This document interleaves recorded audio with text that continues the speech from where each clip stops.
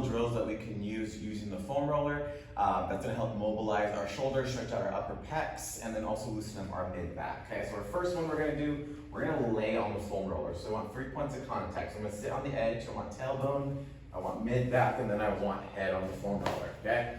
So from here, our first one is we're going to do what's called floor angels. So I'm going to have my hands out to the sides. Palms are going to face up. Now the ideal situation on this, you want the knuckles dragging along the floor. Now if your pecs are a little too tight, but you can't get your hands down to the floor, that's fine, but ideally you want to be here. Now the key on this one is making sure you're just breathing throughout the motion. We're going to go as far as we can overhead, and then we're going to control all the way back down from here. So notice how my knuckles just glide along the floor, palms stay up, and then we're just going to go back and forth from here. So make sure you're breathing, and we're keeping those 3 points of contact. We're just going super slow through the motion, and you're going to get that extra stretch right through those pecs, okay? And then we're just going to breathe as we're going through here, okay? So that's our first one.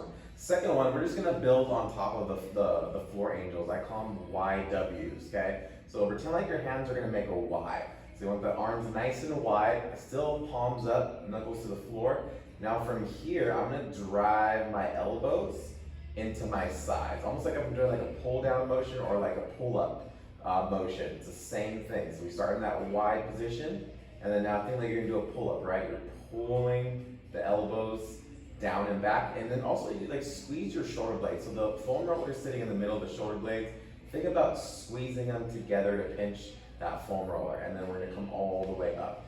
Now again, ideally, depending on your mobility, try to have the hands as close as you can to the floor as you're pulling down, and then you're just gonna raise up. Now, with the breathing, you wanna exhale on the pull, because you're gonna get the most stretch when we're pulling our elbows into our body, okay? So again, rep range anywhere from about like 10 to 15 until you kind of start feeling mobilized a little bit.